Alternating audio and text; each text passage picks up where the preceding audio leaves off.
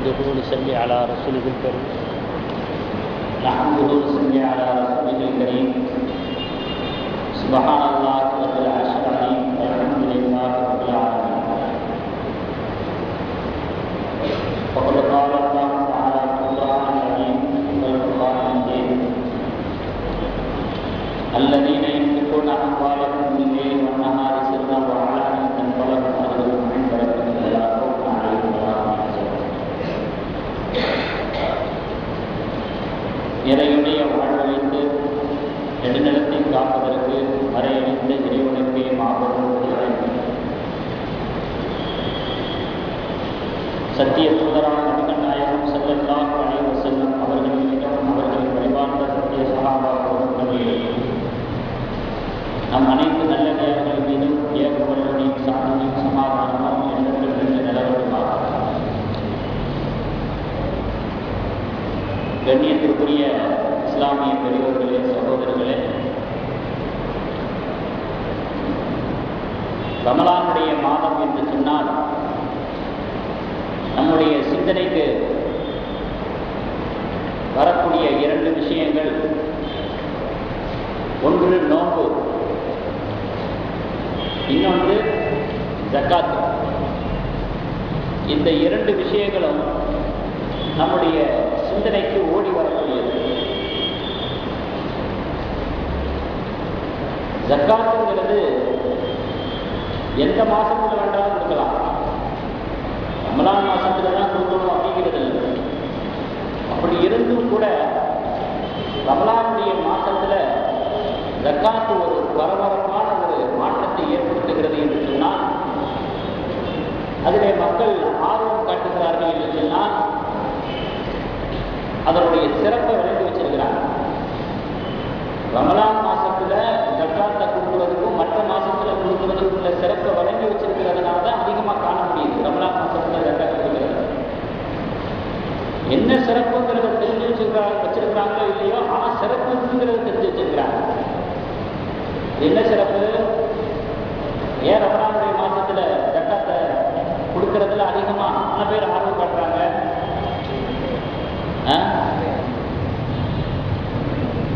நன்மைகள் அதிகம். பொதுவாக சொல்றாங்க, ஒன்றுக்கு 70 மடங்கு கூலி.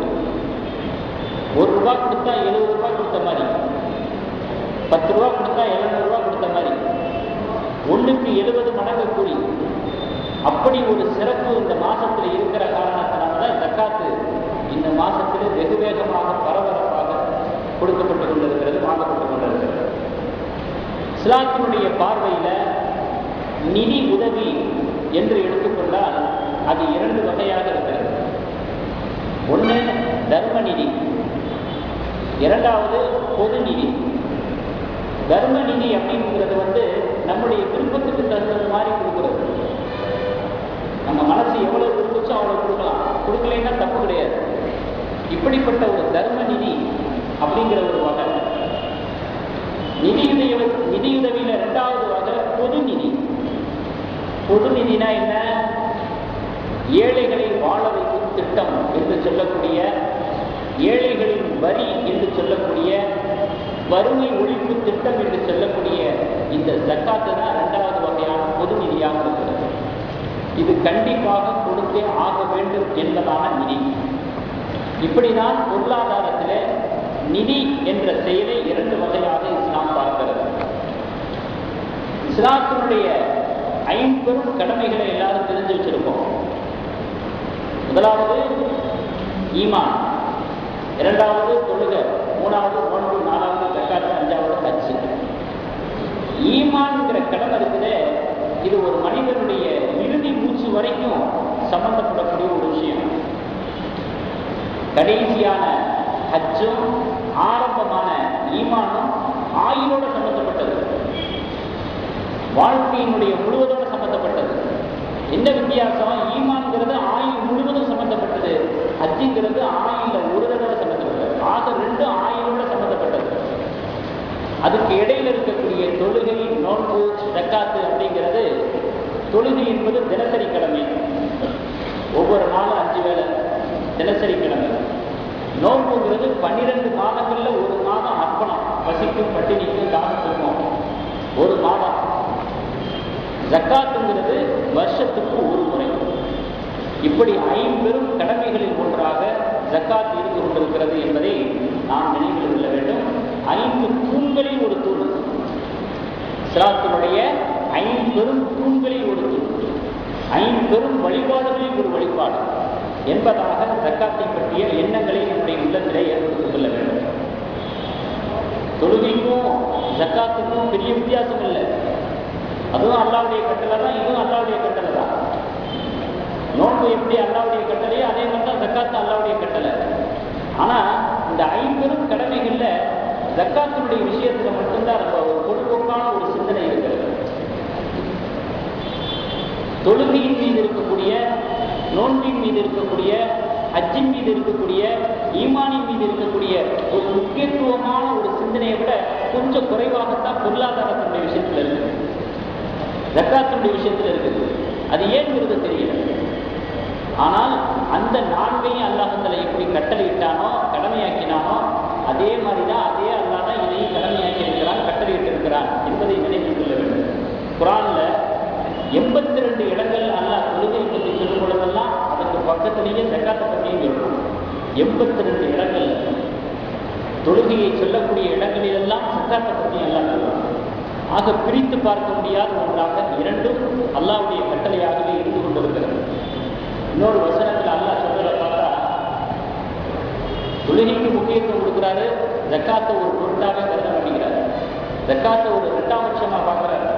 இப்படி ஒன்றை எடுத்துக்கொண்டு ஒன்றை விட்டு விடுவதற்கே இந்த மாதிரியான ஒரு மனநிலை உள்ளவர்கள், அவர்களுக்கும் மார்க்கத்துக்கும் எந்த ஒற்றும் கிடையாது, உறவும் கிடையாது என்பதை போன்று அல்லாஹ் சொல்கிறார். தாபு வாகாமு சலாத்த வாத்தவு ஜக்காத்த, தௌபா செய்து தொழுகையை நிலைநாட்டி ஜக்காத்தையும் வழங்கி யார் பேணி வருகிறார்களோ பயிர்வானுக்கும் சித்தி, அவர்கள்தான் உங்களுடைய மார்க்க சகோதரர்கள் என்று அல்லாஹ்வுத்தாலா திருமறையிலே சொல்லி காட்டுகிறார். தொழுகையோட ஜக்காத்தும் ஒரு அங்கமாக இருக்கும் அவருடைய உள்ளத்தில். அப்படி இருக்கும் பொழுதுதான் மார்க்க சகோதரன் அப்படிங்கிற ஒரு தகுதியை அவர் பெறுகிறார். அந்த ஒரு அம்சம் இல்லை அப்படின்னு சொன்னால் அவர் மார்க்க சகோதரர் என்கிற ஒரு மதிப்பை, மரியாதையை, தகுதியை இழந்து விடுகிறார். இஸ்லாத்தினுடைய ஒரு அம்சம் நம்முடைய உள்ளத்தை விட்டு எடுபட்டுட்டாலும் அந்த மார்க்க ரீதியான ஒட்டும் இல்லை, உறவும் இல்லை என்பதை போன்ற ஒரு கண்டனம் இந்த ஆயத்தின் மூலமாக நமக்கு தெரிய வருகிறது.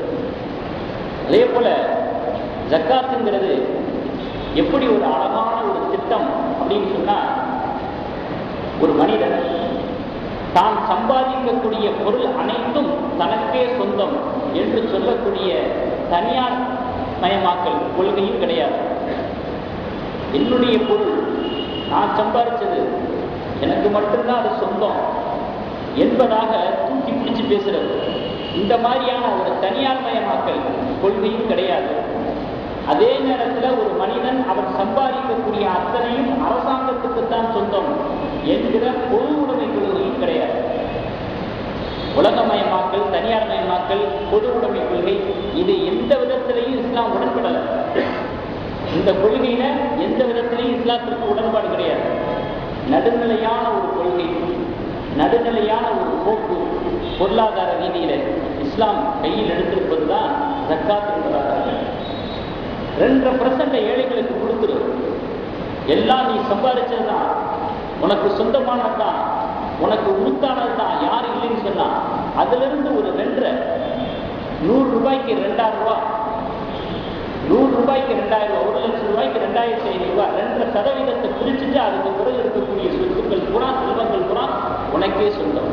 இதை வருஷத்துக்கு ஒரு தடவை செஞ்சிடணும் என்கிற ஒரு நிலையில பொருளாதார கடமையை இஸ்லாம் வைத்திருக்கிறது. அதுகூட எடுத்த எடுப்பிலேயே கடமையாக்கல. ஒருத்தரை மீது ஜக்காத்து கடமையாகுதுன்னா கையில காசு வந்த உடனே கடமை இல்லை. ஜக்காத்து கொடுக்கக்கூடிய தகுதியை அவர் பெற்று 1 வருஷம் வரைக்கும் அந்த கெப்பாசிட்டி இருக்கணும். ஜக்காத்து கொடுக்கக்கூடிய ஒரு நிலைக்கு அவர் வந்துட்டார்ல, அந்த வசதியை பெற்றுட்டார்ல, அந்த வசதி 1 மாதம் 2 மாதம் இருந்துட்டு போகக்கூடாது. 12 மாதங்கள், 1 வருடம் முழுவதும் அவரிடத்திலேயே அந்த பணம் இருக்க வேண்டும். அப்படி இருக்கிற சமயத்துல தான் 1 வருஷம் கழிச்சு தான் அவருக்கு ஜக்காத்து கடமையாகுது. 1 வருஷம் வரைக்கும் அவரிடத்தில் இருக்கக்கூடிய அந்த அதுக்கு பேர் நிஷாப்னு சொல்லுவாங்க. தங்கத்துல 10 கிராம், வெள்ளியில 612 கிராம் வெள்ளியில. இதனுடைய மதிப்பு அளவு இருக்கக்கூடிய பணமோ பொருளோ ஒரு வருஷம் அவருடைய கையில் இருக்கணும். அந்த ஒரு வருஷத்துக்கு பிறகுதான் அவருக்கு ஜக்காத்து கடமையாகும். இஸ்லாம் எந்த அளவுக்கு நமக்கு இலகுவை நாடி இருக்கிறது என்பதை பாருங்கள். ஒரு வருஷத்துக்கு 4 பருவ காலங்கள், ஒரு வருஷத்துக்கு 4 பருவ காலங்கள். அந்த 4 பருவ காலங்கள்லையும் வர்த்தகம் ஒரே மாதிரி இருக்கும்னு சொல்ல முடியாது. வியாபார ரீதியான வர்த்தக ரீதியான கொடுக்கல் வாங்கல், வரவு செலவு, விலைவாசி உயர்வு எல்லாமே ஏற்குமாறா இருக்கும், ஏற்றத்தாழ்வா இருக்கும். அந்த 4 பருவங்களுக்கு தகுந்தது மாதிரி விலைவாசி உயர்வு ஏற்றத்தாழ்வாக இருக்கிற பொழுது, வர்த்தகம் பல மாதிரியாக இருக்கும் பொழுது, அதையெல்லாம் தாக்கு பிடிச்சு அவர் ஒரே மாதிரியே இருக்கிறார். ஒரு வருஷம் கழிச்சோம், அப்போ அவர் ஓரளவு பொருளாதாரத்தில் நிறைவு பெற்றுவிட்டார். ஒரு வருடம் 4 பருவ காலங்களை கொண்டது. அந்த 4 பருவ காலங்களையும் வர்த்தகம் ஒரே மாதிரி இருக்கிறதில்ல. அப்படி இருந்து அவர் தாக்கு பிடிக்கிறார். ஒரு வருஷத்துக்கு பிறகு அதே நிலையில் இருக்கிறார், ஜக்காத்து கொடுக்கக்கூடிய அந்த வசதியிலேயே இருக்கிறாரு. அப்படிங்கிற ஒரு பட்சத்தில், அப்படிங்கிற ஒரு நிலை உறுதி செய்யப்பட்டதற்கு பிறகு அவருக்கு அல்லாஹ்வுடைய அருள் கிடைத்திருக்கிறது. என்ன அருள் கிடைச்சது? ஜக்காத்து கொடுக்குற அளவுக்கு ஒரு தகுதியை, ஒரு வசதியை, ஒரு நிலையை, ஒரு மேன்மையை, ஒரு உச்சத்தை அவர் பெற்றிருப்பது அல்லாஹ்வுடைய அருள் இல்லையா? அந்த அல்லாஹ்வுடைய அருள் இருந்து கொடுக்குன்னு சொல்றது வலிக்குதா? அல்லாஹ் ஆயத்தில் சொல்றான், வமிம்மா ரஸக்னாஹும் யுன்ஃபிகூன், நான் உங்களுக்கு வழங்கியவற்றிலிருந்து வழங்குங்கள். இந்த நிலையை நான் தானே உங்களுக்கு கொடுத்தேன், இந்த தகுதியை நான் தானே உங்களுக்கு தந்தேன். எத்தனை பேர் பிளாட்பாரத்தில் படுத்து கிடக்கிறாங்க, எத்தனை பேர் போக்குறதுக்கு கோவு இல்லாமல் இருக்கிறாங்க, வைத்த கழுவுறதுக்கு உணவு இல்லாமல் இருக்கிறாங்க. ஒரு வருஷத்துல இந்த நிலையை உங்களுக்கு நான் கொடுத்தேனே. 1 மாசம் 2 மாசம் இல்லை, ஒரு வருஷம் வரைக்கும் இந்த மாதிரி இருக்கக்கூடிய ஒரு நிலை அளவுக்கு உங்களுக்கு நான் கொடுத்தேனே, அதிலிருந்து கொடுங்க என்பதாக அல்லாஹ் அந்த ஆயத்தில் வமிம்மா ரஸக்னாஹும் யுன்ஃபிகூன், நாம் உங்களுக்கு வழங்கியவற்றிலிருந்து நீங்கள் வழங்குங்கள் என்பதாக அல்லாஹ் முதல்ல சொல்லி காட்டுகிறார். ஏன்னு சொன்னா, இஸ்லாம் என்பது ஒரு இறையியல் வரைவு சட்டம், மனித சட்டம் அல்ல. மனிதர்களெல்லாம் கூடி பேசி சட்டத்தை இயற்றுவதற்கு பேர் இஸ்லாம் அல்ல, இறையியல் சட்டம். ஷரியத்தினுடைய சட்டத்துக்கு சொந்தக்காரன் அல்லாஹ், அவன் விதித்த சட்டம். எப்போ இது இறையியல் சட்டமாக இருக்கிறதோ, இறைவனுடைய பார்வையில் அவனுடைய படைப்பினங்கள் எல்லாம் சமம். அப்ப அல்லாஹ்வுடைய ஒவ்வொரு சட்டமும் அனைவருடைய நலன் சார்ந்துதான் இருக்குது. அல்லாஹ் ஒரு சட்டத்தை பாஸ் பண்ணா அது சில பேருக்கு பலனை தந்துச்சு, பல பேருக்கு பாதிப்பை தருது, பல பேருக்கு பலனை தந்துச்சு, சில பேருக்கு பாதிப்பை தருது. இப்படியெல்லாம் வராது. இறைவனுடைய சட்டத்தில் இதெல்லாம் இருக்காது. அனைவர்களுடைய நலன் சார்ந்த சட்டமாக இருப்பதற்கு பேர் தான் ஷரியத் சட்டம், அதுதான் இறையியல் சட்டம். அப்படி இருக்கும் பொழுது ஜக்காத்தை கொடுக்க சொல்றத பார்த்தா ஏதோ செல்வந்தர்களுக்கு ஒரு சரிவு ஏற்பட்டது மாதிரியும், ஒரு சேதாரம் ஏற்பட்டது மாதிரியும், ஒரு குறைவு ஏற்பட்டது மாதிரியும், ஏதோ ஒரு கைவிட்டு போன மாதிரியான ஒரு ஃபீலிங் மாதிரியும் இப்படியெல்லாம் நம்முடைய அறிவு சொல்லும், நம்முடைய சிந்தனைக்கு புலப்படும்.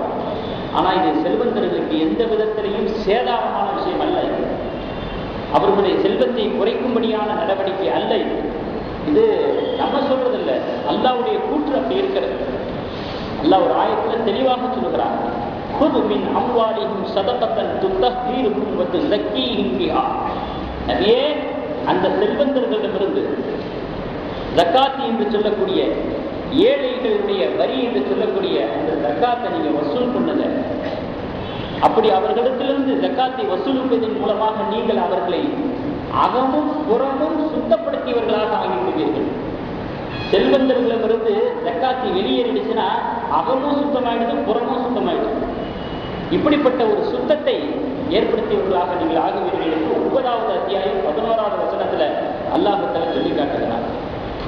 அப்போ ஜக்காத்தினுடைய விதிகள், சட்டங்கள் செல்வந்தர்களுக்கு எந்த விதமான சேதாரத்தையும் தரக்கூடியதல்ல, எந்த விதமான நஷ்டத்தையும் தரக்கூடியதல்ல. ஆனா அறிவு என்ன சொல்லும்? அறிவு என்ன சொல்லும்? அல்லாஹ் வட்டியை தடுத்திருக்கிறான். வட்டியின் மூலமாக நமக்கு நிறைய வருமானம் வருது. வட்டியில போட்டு எடுத்தோம்னா சீக்கிரமா வசதியாயிடலாம். வட்டி என்பது பொருளாதாரத்தை பெருக்குகிறது என்பதாக அறிவு சொல்லுது. ஆனா அல்லாஹ் சொல்றான், வட்டிங்கிறது உன்னுடைய பொருளாதாரத்தை புரிந்து கொண்டு குறைச்சிடும், உன்னை முடமாக்கிடும், உன்னை ஊனமாக்கிடும். அல்லாஹ் சொல்றான் வட்டியில பெருக்கம் இல்லை, அது ஒரு ஊனம். அறிவு சொல்லுது வட்டியின் மூலமாக பொருளாதாரம் பெருகும். அதே மாதிரி தர்மத்தை எடுத்துக்கங்க, தர்மத்தினுடைய விஷயத்துல அறிவு என்ன சொல்லுது? பொருளாதாரம் குறையுது, வெளிப்படையில தெரியுது. 100 ரூபாயிலிருந்து 20 ரூபாய் எடுத்தா மிச்சம் 80 ரூபாய் தானே இருக்கும், 8000 ரூபாயா இருக்கும். 20 ரூபாய் எடுத்துட்டா அப்ப அறிவுல புலப்படுது, பார்வையில தெரியுது குறையுது. நல்லா சொல்ற குறையலப்பா, நீ தர்மம் செய்ய, ஜக்காத்து கொடுக்க, பொருளாதாரம் குறையலைங்கிறத அல்லாஹ்வுத்தாலா எப்படி நிரூபிப்பான், எப்படி காட்டுவான்? மாயஜலமா காட்டுவான். திடீர்னு 80 ரூபாயோ 8000 ரூபாயோ 8000 ரூபாய் 80000 ரூபாயும் அப்படின்னா தான் எல்லாரும் கொடுக்க ஆரம்பிச்சிருவாங்களே. அல்லாஹ் அந்த மாதிரி காட்ட மாட்டான். அல்லாஹ்வினுடைய வார்த்தை மீது உனக்கு நம்பிக்கை இருக்கா இல்லையா? அதே நீ கேள்வி. வரும் 8 ரூபா கொடுத்தா 80 ரூபாய் வரும், 80 ரூபாய் கொடுத்தா 8000 ரூபாய் வரும். நம்புனதுக்கு பிறகு வருதா இல்லையான்னு பாரு. எந்தெந்த வகையிலெல்லாம் வருதுன்னு அல்லாஹ்வுக்கு தெரியும். நஷ்டங்களை ஸ்டாப் பண்ணிடுவாங்க, நோய்களை தடுத்து நிறுத்திடுவான். எம்பிபிஎஸ் டாக்டர்கிட்ட போய் 10,000 ரூபாய் கொடுத்தோம்னா இங்கே கொடுக்கறதுக்கு வலிக்குதுன்னா அங்கே கொடுக்கறது இனிக்குமா? மெடிக்கல்ல போய் 2000 ரூபாய்க்கு மாத்திரை வாங்கலாமா? அதாவது சொல்லுவாங்க, கடன் இல்லாதவன் பணக்காரன், நோய் இல்லாதவன் கோடீஸ்வரன். உண்மையா இல்லையா? பிராக்டிக்கலா நம்ம பார்க்கிறோமா இல்லையா? அப்ப அல்லாஹ் தருவான், நம்பணும். தர்மங்கிறது பொருளாதாரத்தை பெருக்கும், ஆமா பெருக்கும் அப்படின்னு நம்ம சொல்லணும். அதான் இறை நம்பிக்கை, அதான் ஈமான். வட்டி பொருளாதாரத்தை அழிக்கும், குறைக்கும், உடம்பாக்கும், ஒன்றும் இல்லாம ஆக்கிடும் அப்படின்னு சொன்னா ஆமா கரெக்ட். அல்லாஹ் சொல்ல என்னைக்கும் மாறாது அப்படிங்கிறதாக மனசுல எண்ணம் கொள்ளணும். அதுக்கு பிறகுதான் ஈமான். ஆக அறிவு ஒண்ணு சொல்லுது, அல்லாஹ் ஒண்ணு சொல்றான். வட்டியினுடைய விஷயத்துல, தர்மத்தினுடைய விஷயத்துல, ஜக்காத்துடைய விஷயத்திலையும் அறிவு ஒண்ணு சொல்லுது, அல்லாஹ் ஒண்ணு சொல்றான். யார் சொல்றது கேட்கிறது, யாருடைய கூற்றை எடுக்கிறது அப்படிங்கிறதுல நம்முடைய ஈமானை ப்ரூஃப் பண்றது இருக்கு, நம்முடைய ஈமானை நிரூபிக்கிறது இருக்கு. இது அவங்களுடைய ஈமானோட சம்பந்தப்பட்ட விஷயம். அதே மாதிரி அல்லாஹ்வுக்கு ஒரு ஆசை. என்ன ஆசை அப்படின்னா, தன்னுடைய அடியார்கள் தன் மீது மட்டும் பாசம் வைக்கணும்.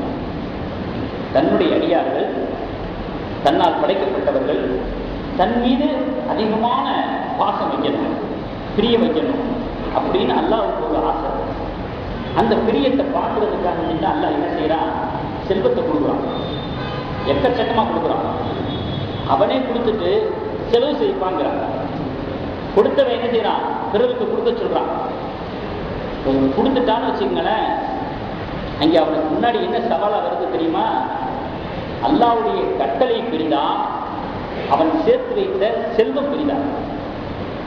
அல்லாஹ் சொன்னது மாதிரி ஜக்காத்து கொடுத்துட்டாருன்னா, நான் சேர்த்து வச்ச செல்வத்தை விட அல்லாஹ்வுடைய கட்டளை தான் எனக்கு பிரியமானது, அதுதான் எனக்கு உயர்ந்தது, அதுக்குத்தான் நான் முக்கியத்துவம் கொடுப்பேன் அப்படிங்கிறத வெளிப்படுத்துறான்.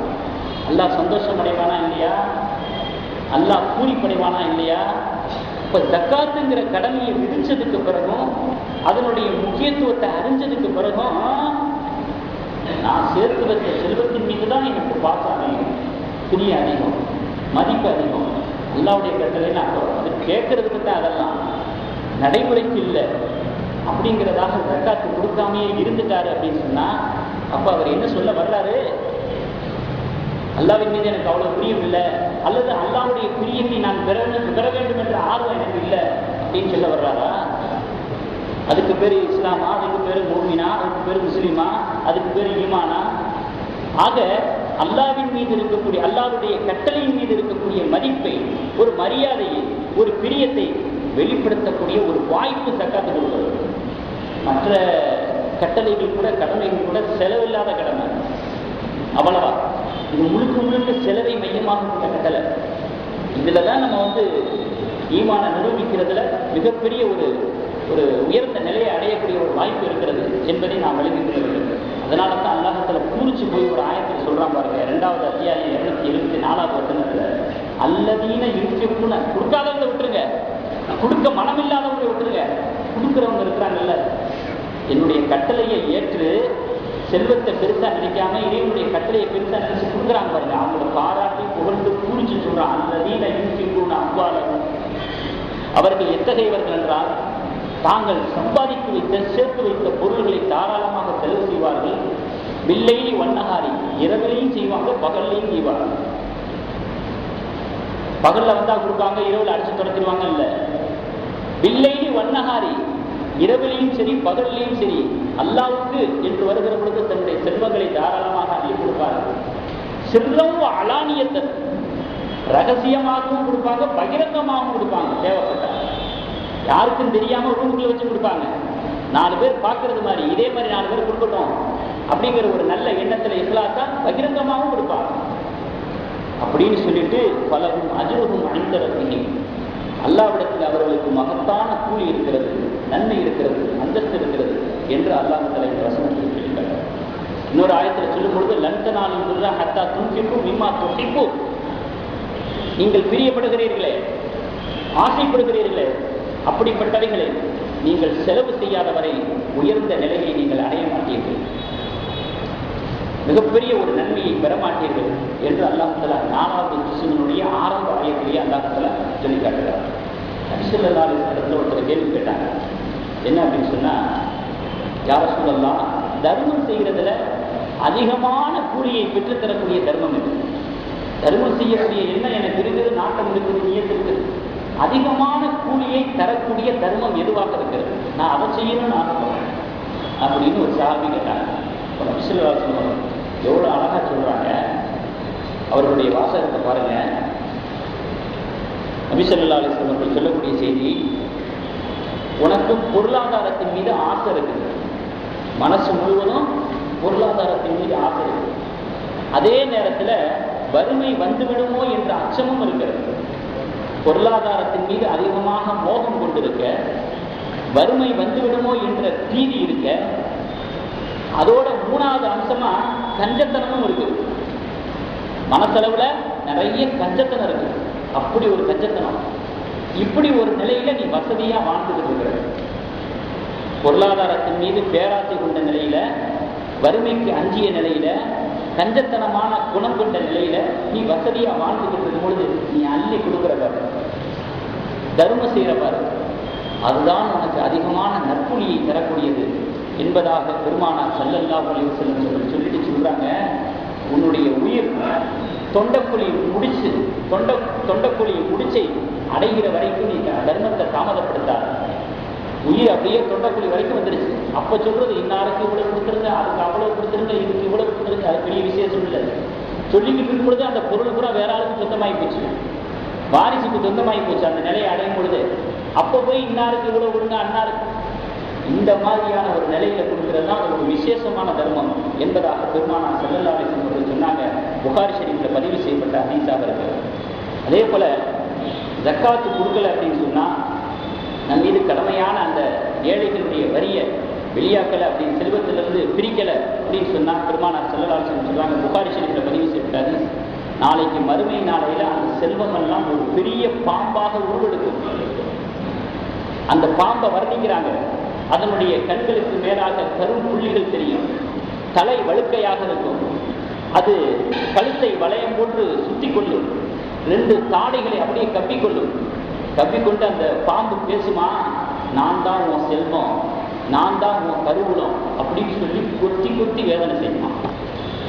ஜக்காத்து கொடுக்காத பொருள்கள் எல்லாம் பாம்பாக மறுமையில மாறி இப்படி ஒரு வேதனை தரப்படும் என்று பெருமானார் ஸல்லல்லாஹு அலைஹி வஸல்லம் சொல்றாங்க. நம்ம உலகத்திலேயே கூட அதை பார்க்கலாம். ஜக்காத்தை சரிவர கொடுக்கலன்னு வச்சுங்களேன், மறுமையில பாம்பா வர்றதுக்கு முன்னாடி மகன் உருவத்திலேயோ மருமக உருவத்திலேயோ வந்துடும்.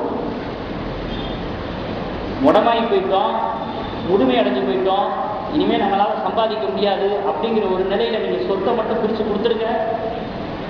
சொத்து உங்க பேர்ல இருக்கிற வரைக்கும் தப்பிச்சிய, சரி போயிட்டு போது எப்படிதான் இப்போ என்றைக்கு இருந்தாலும் அவங்களுக்கு கொடுக்கறது தானே அப்படின்னு மக எல்லாருக்கும் பெரிய தனவந்த தாராள மனமுள்ளவரை பிரிச்சு கொடுத்ததுக்கு பிறகு உங்க நிலையை பாருங்க. இங்கேயே பாம்பு வந்து மனசு உருவத்துல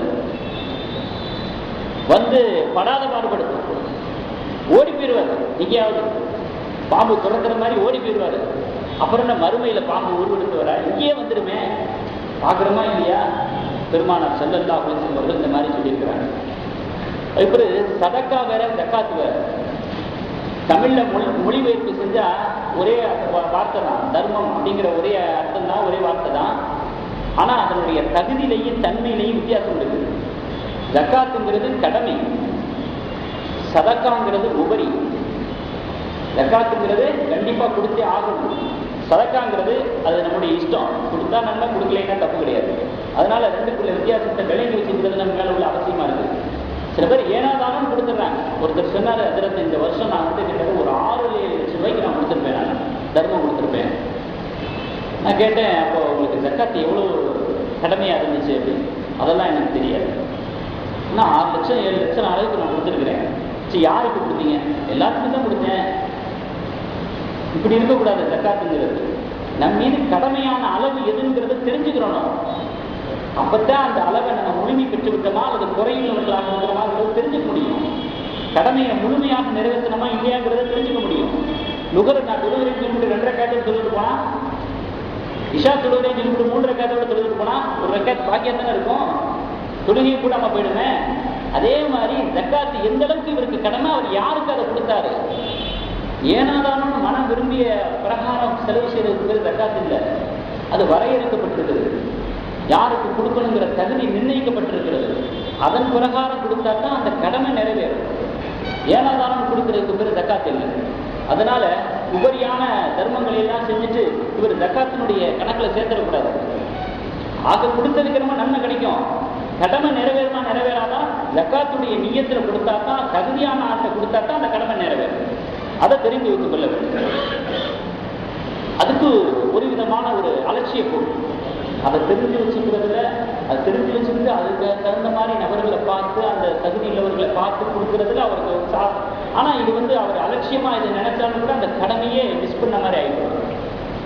ஒளிச்செய்யறதுக்கு சோம்பேறியா இருக்குது அப்படின்னு ஒளிச்செய்யாமல் தொழுவு வந்தா தொழுவு கூடுமா?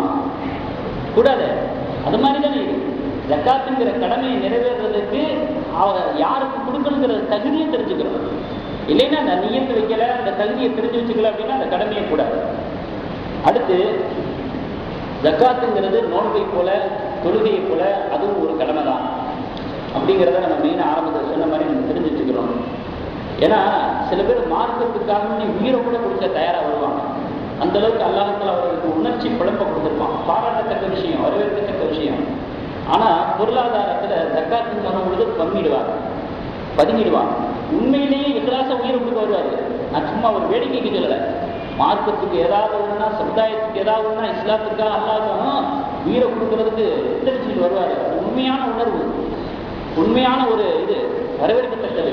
ஆனால் பொருளாதாரத்தில் ஜக்காத்துடைய விஷயத்தில் அவர் வீக்னஸாக இருப்பார். ஏன்? எப்போ உயிரையே கொடுக்க முன் வந்துட்டீங்களோ அப்போ காசு தூக்கி எறிகிறதுல என்ன வந்துச்சு? அந்த ஜக்காத்தை நிறைவேற்றுறதுல என்ன கஷ்டம் வந்துச்சு, என்ன நஷ்டம் வந்துச்சு? அது அந்த ஒரு விஷயத்தை நம்ம ரொம்ப கவனமாக. அப்போ தொழுகைக்கு நோன்புக்கு கொடுக்குற முக்கியத்துவத்தை ஜக்காத்துக்கு நம்ம கொடுக்கணும். அடுத்து ஜக்காத்து கொடுக்கறது வந்து ஏழைகளுக்கு கொடுக்கக்கூடிய ஒரு சமாச்சாரம். அந்த ஏழைகள் எங்கிருந்து சூஸ் பண்ணணும் அப்படின்னா உறவினர்களிடத்திலிருந்து சூஸ் பண்ணணும். உறவினர்களிடத்திலிருந்து ஸ்டார்ட் பண்ணணும். பள்ளிவாசலில் அதிர்ச்சி மோதினால்தான் அப்படியே பள்ளிவாசலே கெதின்னு கிடக்கிறாங்க, அங்கிருந்து ஸ்டார்ட் பண்ணுவோம் பண்ணக்கூடாது. ஹதீஸ்ல வந்திருக்கிறது என்ன? உறவினர்களில் மிகவும் வறுமையில் இருக்கிறாங்க பாருங்க, அதுவும் நெருங்கிய உறவினர்களுக்கு தான் முதலிடம். அதுக்கடுத்து தூரத்து உறவினர்கள். அங்கிருந்து ஸ்டார்ட் பண்ணி போகணும். ஏழைகள்ங்கிறது இங்கிருந்து தான் ஆரம்பமாகணும். இதான் ஹதீஸுடைய வழிகாட்டுதலாக இருக்கிறது. அடுத்து தொழுகைக்கு எப்படி நியத்து அவசியமோ அதே மாதிரி ஜக்காத்துக்கு நியத்து அவசியம். நியத்து இல்லாமல் ஜக்காத்து கொடுத்தா அந்த ஜக்காத்து நிறைவேறாது. ஆரம்பத்தில் சொன்ன மாதிரி அதன் கவனத்தில் கொள்ளக்கூடிய விஷயம். ஜக்காத்து கொடுக்கும் பொழுது சொல்லியும் கொடுக்கலாம், சொல்லாமையும் கொடுக்கலாம். சொன்னா ஏதாவது மனசில் வேதனை சொல்வார் அப்படின்னா அவருடைய சூழ்நிலையை ஆராய்ஞ்சு அதுக்கு பிறகு அவர் தகுதி இல்லவராங்கிறத நம்ம கண்டுபிடிச்சு அப்புறம் கொடுக்கணும். சொன்னா ஏதாவது நினைச்சிடுவார் அப்படின்னு இல்லை, சொன்னா எதுவும் நினைச்சிக்க மாட்டார் அப்படின்னு சொன்னா சொல்லி கொடுக்கலாம், இது ஜக்காத்துடைய பொருள் அப்படின்னு சொல்லிட்டு. அதே போல பள்ளிவாசலுக்கு கொடுப்பதாக இருந்தால் பொதுவாக நன்கொடை என்கிற பேர்ல கொடுத்துடக்கூடாது. அது ஜக்காத்துங்கிறத சொல்லி தான் கொடுக்கணும். அப்பத்தான் ஜக்காத்துடைய பொருளை எதுக்கு செலவு செய்யணும்னு அவங்க வச்சிருக்கிறாங்களோ அதுக்கு செலவு செய்வாங்க. இப்போ நம்ம பள்ளியில ஜக்காத்தினுடைய பணம் அப்படின்னு சொல்லி கொடுத்தா அதுக்கு தனியாக பைத்துல் மால் இருக்குது. அதை வச்சு ஏழை மாணவர்களுடைய கல்வி நிதிக்கு செலவு செய்யப்படுது. வருஷத்தில் ஒரு தடவை ஏழை பிள்ளைகளுக்கு கத்னா செய்யப்படுது. வட்டியிலே மாட்டிக்கொண்டிருப்பவரை விடுவிப்பதற்காக வேண்டி சில சமயங்கள் அதற்கு உதவி செய்யப்படுகிறது. அப்போ இதுக்குன்னு செலவு செய்யக்கூடிய விஷயங்கள் என்ன இருக்கிறதோ அதற்குன்னு செலவு செய்யறதுக்குன்னு பைத்துல் மால் வச்சிருக்கு. அதனால் பொதுவாக நன்கொடைன்னு கொடுத்துட்டா அது ஜக்காத்தாக ஆகாது. அதே நேரத்தில் கொடுத்ததுக்கு சவாப் இருக்குது. அதே போல போனஸ் கொடுக்கறது அது ஜக்காத்துல வராது. தனக்கு கீழே வேலை செய்யக்கூடிய தொழிலாளர்களுக்கு போனஸ் கொடுக்குறாரு, அந்த போனஸ் தொகை ஜக்காத்துடைய தொகையில சேர்த்துட்டாரு அப்படின்னு சொன்னா அந்த ஜக்காத்து நிறைவேறாது. ஏன்னா போனஸ்ங்கிறது தொழிலாளர்களுடைய ஊக்கத்தொகை, அவர்களை சந்தோஷப்படுத்தக்கூடிய ஒரு விதமான ஊக்கத்தொகை. அந்த ஊக்கம் கடைசியில் யாருக்கு பயன்படும்? அவருக்கு தானே பயன்படும். போனஸ் கொடுத்ததின் மூலமாக அவருக்கு அவரிடத்திலேயே வேலை செய்ய வேண்டுமே அப்படின்னு ஒரு ஊக்கம் வருது. அந்த ஊக்கத்தை வச்சு பயன்பெற போறது அவர் தானே. அதனால அந்த போனஸ்ங்கிறது அது ஜக்காத்தை நிறைவேற்றியதாக ஆகாது.